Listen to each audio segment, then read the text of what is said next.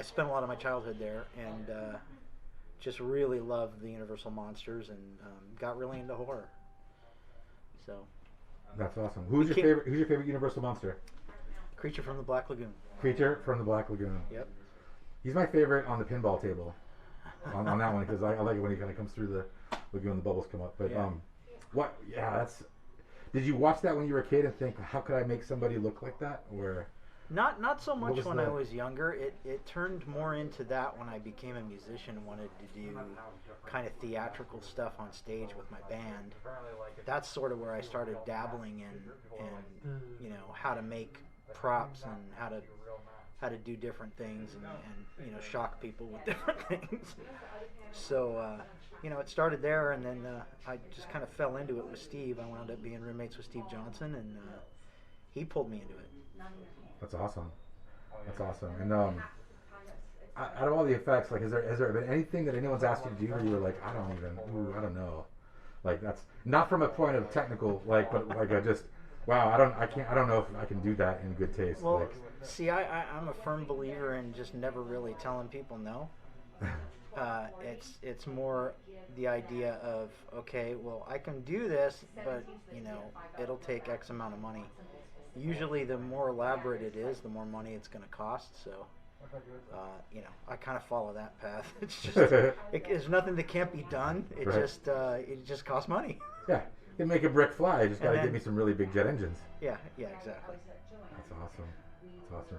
Well, you said there was somebody that we had to meet. We have another friend here. The person wanted to. Oh, my son. Yeah, it's just if you have questions on the props. Oh yeah. Well. Because tonight they're doing a drive of Nightmare Before Christmas, so people want to come in and see Sally and Zero. Oh, what? They can come in and see Sally and Zero before the movie. That's a great point. So Nick, tell me what you just told me there. I'm sorry. So tonight, after all of this live signing and everything is over, there is a mini drive-in being built out in our parking lot right now, and they are screening Santa Claus versus the Martians and Nightmare Before Christmas. And we're going to stay open a little later tonight to give people a chance to come and visit. We have Zero and Sally's face from Nightmare Before Christmas. We would love for people to come in and check those out before they see the film and enjoy that. There is the production made stop motion puppet face. So this is one of the ones that would have represented a, well, they don't do key and interpolate in stop motion. It's every frame is a key.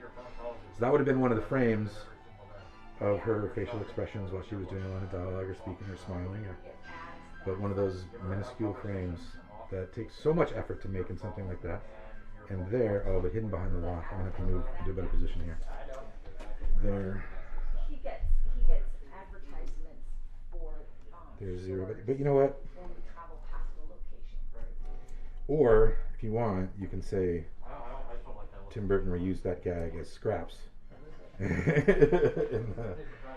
and Frankie Frankie Wiener.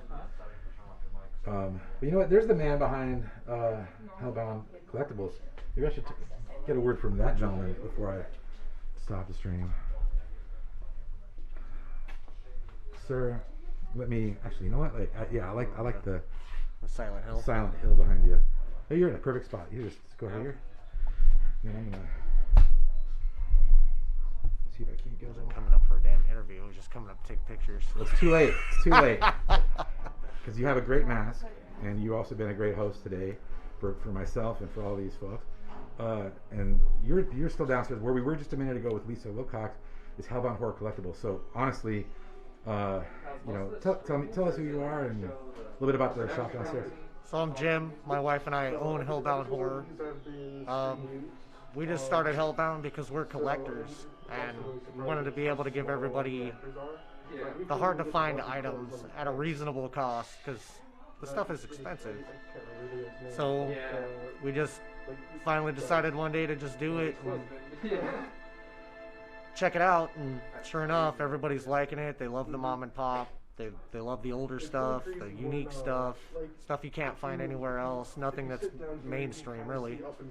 So what's your unicorn collectible that you wish you could get? Oh, there's a few, but so I'm a huge Living Dead doll collector. I'm a huge fan. So my utmost would probably be Claret Winter.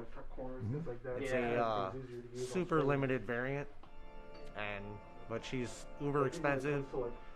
Anywhere from $1,200 to $2,000 for one doll. So oh, wow. yeah, it's kind of ridiculous, but that would probably be my grail. So other than that, I mean we have a ton of stuff in our own collection, and you know, this is why we do what we do, because we love the horror genre. It was something that actually I met Nick at a signing. I met you both at a signing as well. And Nick and I started talking and basically became family, and you know, just kind of go from there. And I'm gonna step out of the way here. There's a couple visitors who are enjoying the props behind me. I'm gonna make everything work and let all the fans come out and see everything. And it's awesome. It's awesome. So it's always a good time. Well, what's the address down here again? It's 900 East Karen. We're in the New Orleans Square in Las Vegas. That's a lot of good stuff all in one place. Well, thanks, man. I appreciate it. And Jimmy, you're a great dude. You're the reason I'm here. So I think everybody who catches a wind of this should definitely come down here. Check out Hellbound Horror. Check out Cineloggia. Am I pronouncing that right? Cineloggia? Light G, Cineloggia. Cineloggia. Cineloggia. Mm-hmm. It's almost like a European version. All right, this is another Mr. Benson. How are you doing today, sir? I'm doing well, thank you. First time we've met. A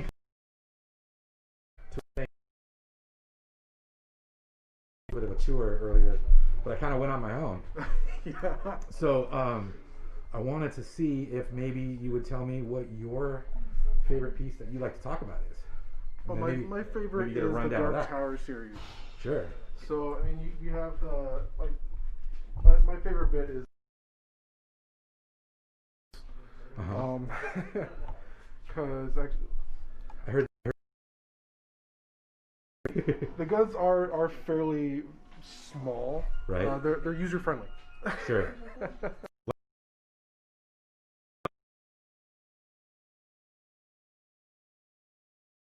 Too heavy. Right. So they make rubber. I have